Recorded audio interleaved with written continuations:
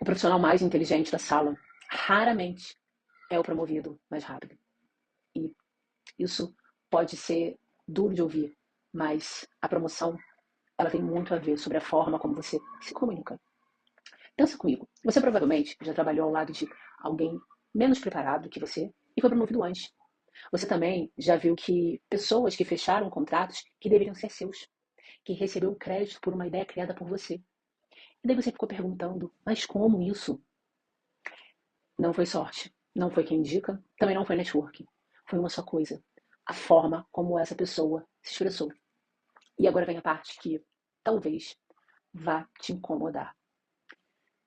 Tudo que você foi ensinado sobre comunicação profissional pode ser que tenham te ensinado errado. Pode ser que te ensinaram a ser educado demais, a não interromper, a esperar a sua vez de falar, a explicar tudo muito bem antes de concluir. E é exatamente por isso que quando você fala, as pessoas checam o celular, concordam na hora, mas esquecem depois, ou pior, repetem a sua ideia como se fossem delas. Agora, e se eu te provar que em menos de 20 minutos você pode mudar completamente como as pessoas te percebem numa sala? Não com técnicas de oratória, não com cursos de comunicação, mas com estratégias precisas que 1% dos líderes usam e que quase ninguém fala abertamente. Ao longo desse vídeo, você vai descobrir por que a pausa. O simples ato de parar de falar é a ferramenta de poder mais subestimada em qualquer reunião. Por que falar menos palavras faz as pessoas te levarem mais a sério? E como calibrar isso no seu dia a dia? E mais, qual é o erro de 99% dos profissionais que eles cometem nos primeiros segundos da conversa e que destrói toda a sua autoridade antes mesmo de chegarem no ponto principal da reunião? Agora, se você ficar até aqui, você vai sair no final com 9 ferramentas concretas para ser levado a sério em qualquer ambiente de trabalho. Seja numa reunião de autoria, seja numa conversa com seu par, seja numa apresentação de resultados, como também numa negociação difícil. Eu não vou te ensinar a fingir autoridade. Eu vou te mostrar como você pode construí-la palavra por palavra. Mas antes de tudo, deixa eu te contar uma história que acontece toda semana e que eu tenho certeza que já aconteceu com você. 10 pessoas ao redor da mesa, o CEO na ponta. Você tem uma ideia que pode salvar o trimestre. E você pede a palavra e começa. Bom, então, essa semana eu estava pensando, talvez a gente pudesse considerar uma abordagem um pouquinho diferente. Sei lá, de repente vale a pena. A gente pode conversar sobre isso na reunião. Pausa. O CEO já virou até para o outro lado, já pegou o celular e 30 segundos depois, o seu colega do seu lado reformula a mesma ideia sua, só que em uma frase. O que precisamos é mudar a abordagem de um go-to-market e eu tenho aqui 3 pontos. E todo mundo se inclina para saber do que se tratam essas 3 sugestões. Aquele colega, ele não é mais inteligente que você. Ele só soube se posicionar. E isso não é justo. Isso é mecânica. O cérebro humano responde a sinais de autoridade. E esses sinais têm nome, têm técnica, têm fórmula. A diferença em quem é ouvido e em quem é ignorado não está no conteúdo, mas está na estrutura, no ritmo, nas palavras escolhidas. E a melhor notícia, isso não é talento. Isso é técnica e se aprende. Aqui estão as 9 estratégias. São 9 delas que eu utilizo todos os dias, aonde a primeira delas é fale em manchetes. Líderes de quase 1%, eles são obcecados pela primeira frase. Perceba, executivos, eles não têm tempo para fazer muita introdução. Eles vão esquentar o assunto até falar o ponto principal. Isso também é o que impede alguém de roubar a sua ideia numa sala. Quando você fala de uma forma decisiva, na frente de todos, é impossível alguém reembalar o que você disse como se fosse uma ideia dela. E isso se chama discurso decisivo. Afirmações claras, diretas, sem se desculpar. Compare essas duas versões. Então, eu trouxe aqui essa questão. Na semana passada eu também já tinha falado. E eu acho que talvez a gente precise conversar um pouco mais. Será que vocês podem me dar um pouquinho de atenção? Eu identifiquei um problema que está causando uma perda de receita e eu preciso de 5 minutos nessa sala para resolver isso com todos. Veja que a fórmula é simples. O que está de errado, por que isso importa para outra pessoa ou para as outras e quanto do tempo dela você vai usar. Problema, relevância, prazo. Somente esses 3 pontos. Quando você chega assim, as pessoas param para ouvir o que você está dizendo. Segundo, calor mais competência. O respeito, ele não vem de o quanto você sabe, do quanto você ganha ou o quanto você se parece. O respeito vem da velocidade, aonde você consegue transmitir 2 sinais. Eu sou confiável. Você pode contar comigo. Agora, pensa, quanto mais rápido você sinaliza esses 2 sinais, mais as pessoas gostam e confiam em você. Quando você traz um sorriso genuíno, um simples aceno, percebe que isso faz com que a pessoa ela se sinta ouvida, sente que ela está sendo importante para o outro. Agora, sinais de competência, uma postura ereta, ombros abertos, ocupando espaço, mãos visíveis sobre a mesa, não escondidas, não um triângulo, não as pontas dos dedos encostadas uma das outras. Isso sinaliza de que eu estou pensando, eu estou muito seguro de mim. E isso demonstra um gesto de insegurança. Percebe que os melhores líderes usam tanto o calor da forma como eles se colocam, como uma competência. Como se fosse um bisturi, sabe? Mas quase toda pessoa que eu conheço, ela acaba tendo um lado mais desenvolvido que o outro. Por exemplo, veja nos seus últimos 10 e-mails, conta quantas palavras de calor, como obrigado, ótimo trabalho, exclamações, e quantas palavras de competência, seja dado, resultado, metas, prazos. Conte essas palavras e veja o poder do calor e a competência. Técnica 3. Quanto mais palavras, menos autoridade. Compare. Bom, temos um plano para aumentar a receita de uma forma significativa no próximo ano. Vamos dobrar a receita em 12 meses. Dados e brevidade andam juntos e sinalizam confiança. Quando alguém te faz uma pergunta difícil e você não tem a resposta pronta, não responda, deixa eu ver, acho que talvez, sei lá, vou ter que checar. Faça isso. Pausa. Olha, primeiro passo, eu preciso conversar com fulano. No segundo passo, eu preciso coletar novos dados. E no terceiro passo, nas próximas 24 horas, a gente se reúne para tomar essa decisão. O que vocês acham? Você acabou de não se comprometer porque você não sabe, mas colocou o foco total na sua autoridade, porque você estruturou, você deu prazo, você envolveu o grupo. 4. Domine a pausa. Fale devagar. Olhe fixamente para o outro. Depois de dizer algo importante, faça uma pausa de 4 segundos. Olhe para os lados, lentamente. Pare de falar. A pausa cria criatividade. Faz suas palavras ecoarem mais tempo.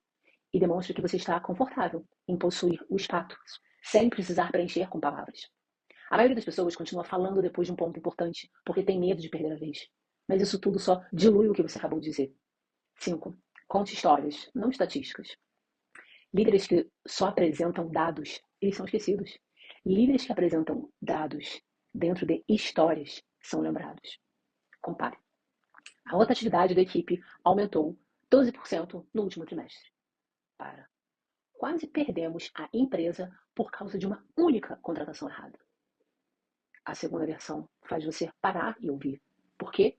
Porque o cérebro humano ele é programado para histórias. Números escorregam, as histórias grudam. Então, os melhores líderes, eles fazem os dois. Mas a história, ela vem antes dos dados. Deixa eu te dar um exemplo pessoal.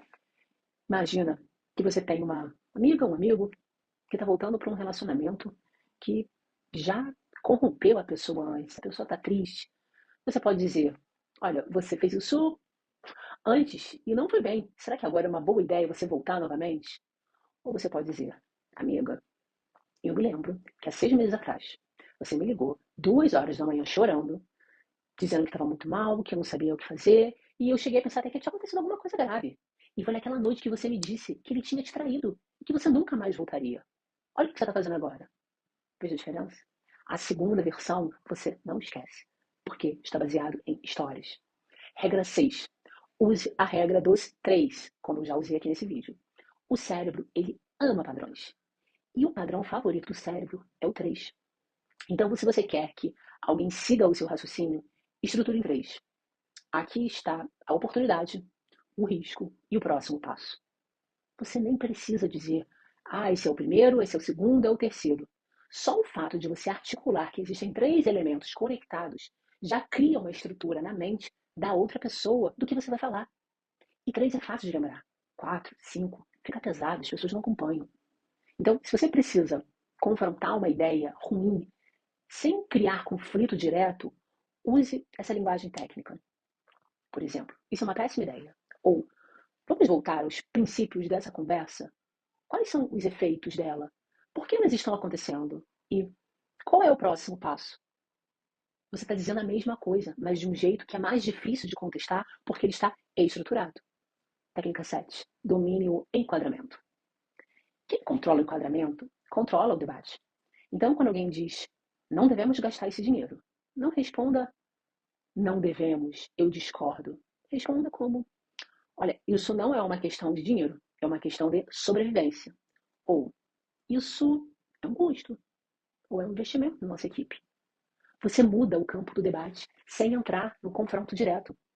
E quando alguém tentar te, por exemplo, roubar a sua palavra, não responda, não foi isso que eu disse, porque fica parecendo um pouco defensivo, até infantil. Responda como, olha, isso é um ponto separado e nós vamos focar no problema central primeiro. Você redireciona sem ceder. Agora, pensa comigo.